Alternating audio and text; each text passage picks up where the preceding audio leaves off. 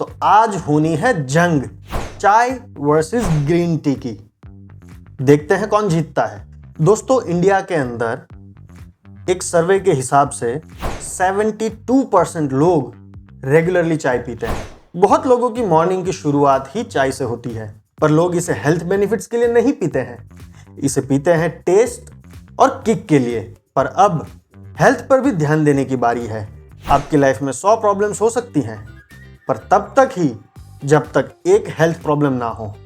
और जिस दिन वो एक हेल्थ प्रॉब्लम आ गई, सिर्फ वो एक ही प्रॉब्लम लाइफ में बचती है। तो इसलिए आज से ही अपनी हेल्थ को नंबर 1 प्रायोरिटी बनाएं। तो इसलिए चाय और ग्रीन टी के डेंजर को समझने से पहले चाय पीते पीते ये समझते हैं कि दूध वाली चाय और ग्रीन टी में फर्क क्या है और कौन सी चाय बेटर है। मैं कौन सी चाय पी रहा हूं, कमेंट सेक्शन में जरूर बताएं।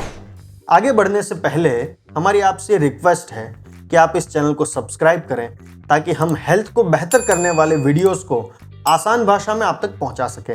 दोस्तों, दूध वाली चाय की पत्ती और ग्रीन टी ये दोनों ही एक पौधे से बनाई जाती है।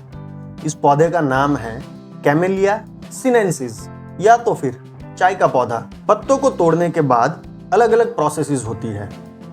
ग्रीन टी पत्ते तोड़ने के बाद गर्म की जाती है, जिससे कि ग्रीन टी का कलर बरकरार रहता है।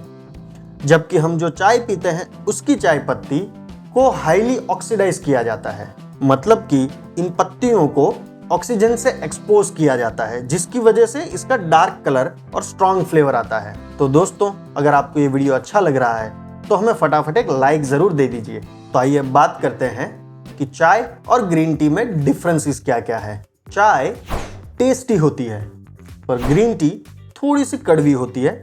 बट जैसे जैसे आप पीते हैं ग्रीन टी का फ्लेवर आप एडप्ट करने लगते हैं।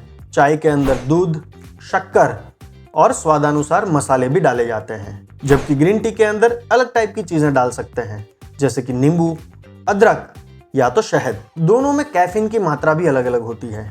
जैसे कि चाय के अंदर 75 मिलीग्राम कैफीन होता है, ये 1 कप की बात है, जबकि ग्रीन टी में लगभग 50 मिलीग्राम कैफीन होता है।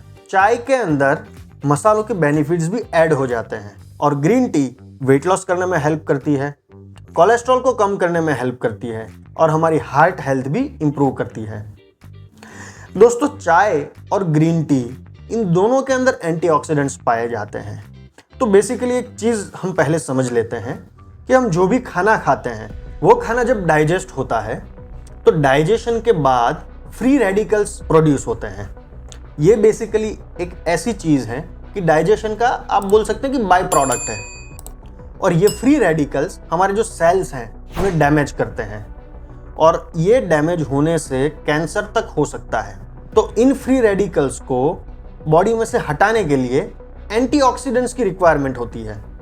तो ये एंटीऑक्सीडेंट्स हमें ग्रीन टी से मिलते हैं, और जैसे ही ये एंटीऑक्सीडेंट फ्री रेडिकल के कांटेक्ट में आते हैं, फ्री रेडिकल अपना काम नहीं कर सकते हैं। चाय और ग्रीन टी इन दोनों में ही फ्लेवोनॉइड्स पाए जाते हैं, पर चाय के अंदर थियाफ्लेविन्स एंड थियारुबिगिन्स ज्यादा मात्रा में पाई जाती हैं, पर ग्रीन टी के अंदर कैटेचिन्स, जो कि एक बहुत ही पावरफुल एंटीऑक्सीडेंट है, ये हाई मात्रा में पाया जाता है। ग्रीन टी के अंदर EGCG नाम का एक तत्व होता है, जो कि कैंसर से लड़ने में बहुत ही पावरफुल होता है, और ये ग्रीन टी के अंदर 50% तक मौजूद होता है।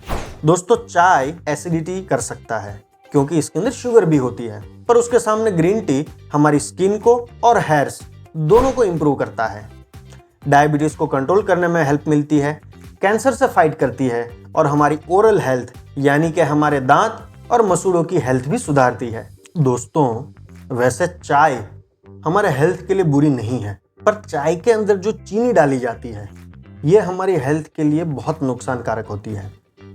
शुगर की इफेक्ट्स और इसकी साइड इफेक्ट्स के लिए ये वीडियो जरूर देखें। दोस्तों, चाय और ग्रीन टी डेंजरस सिर्फ एक वजह से है, इसके अंदर मौजूद टैनिन। ये टैनिन तत्व बेसिकली आयरन के एब्जॉर्प्शन को ब्लॉक करता है। तो इसलिए अगर आप खाने के साथ चाय पीते हैं या ग्रीन टी लेते हैं तो ये आपके बॉडी के अंदर आयरन और हीमोग्लोबिन के लेवल को कम कर सकता है। तो इसीलिए कभी भी खाने के साथ या 1.5 घंटे के अंदर अंदर, खाने के 1.5 घंटे पहले और खाने के 1.5 घंटे बाद आप चाय या ग्रीन टी ना पिएं, ताकि आपका आयरन और हीमोग्लोबिन लेवल नॉर्मल बना रहे। अगर किसी को आयरन या हीमोग्लोबिन की कमी है तो इसको विटामिन सी की मदद से इम्प्रूव किया जा सकता है। तो अगर आपको ग्रीन टी पीना है तो एटलीस्ट खाने के 1 घंटे बाद पिए और इसके अंदर थोड़ा नींबू डाल के पिए। तो दोस्तों, बहुत लोग चाय पीते हैं, उनको मन तो करता है ग्रीन टी पे स्विच करने के लिए, पर क्योंकि ग्रीन टी कड़वी सी लगती है इसलिए वो लोग चाय को ना जल्दी छोड़ पाते हैं, ना ग्रीन टी को जल्दी अपना पाते हैं। तो इसके लिए हम 2 चीज़ कर सकते हैं। एक, ग्रीन टी से मिलने वाले बेनिफिट्स को हम और अच्छे से समझें, जिसके ऊपर हमने डिटेल में वीडियो बनाया है, जो आप यहाँ से देख सकते हैं। नंबर 2, चाय को छोड़कर ग्रीन टी आपको चाहे जितनी बुरी लगे टेस्ट वाइज, आप उसको कम से कम 1 महीने के लिए रेगुलर पिए। और दोस्तों, जितने भी लोग ग्रीन टी रेगुलर पीते हैं उनको धीरे धीरे ये टेस्ट डेवलप हो जाता है और उसके बाद उनको ग्रीन टी कड़वी नहीं लगती है, और अगर कड़वी लगती भी है तो उसमें कुछ बुरा नहीं लगता है। ग्रीन टी फिर लॉन्ग टाइम के लिए वो लोग कंटिन्यू कर सकते हैं। तो आपकी फाइट सिर्फ 1 महीने के लिए है, पर उसके सामने ग्रीन टी के बेनिफिट्स बहुत सारे हैं। और ग्रीन टी को टेस्टी बनाने के लिए आप ग्रीन टी के अंदर नींबू, पुदीना, शहद, अदरक या दालचीनी डाल सकते हैं। और अगर फिर भी आपको लगता है कि आपसे चाय नहीं छूट पाएगी तो हमारी आपसे एक ही गुजारिश है कि चाय के अंदर चीनी डालने के बदले आप उसको रिप्लेस करें या तो शुगर फ्री या स्टीविया से। ग्रीन टी या दूध वाली चाय के अंदर सिनेमन यानी कि दालचीनी डालने से क्या क्या बेनिफिट्स होंगे, ये जानने के लिए हमारा ये वीडियो ज़रूर देखें। अगर आपको इस वीडियो से वैल्यूएबल इन्फॉर्मेशन मिल रही है तो जल्दी से आप हमारे इस चैनल को सब्सक्राइब कर लीजिए, जिससे कि आपको हेल्थ रिलेटेड आसान भाषा में इस टाइप की इन्फॉर्मेशन रेगुलरली मिलती रहे।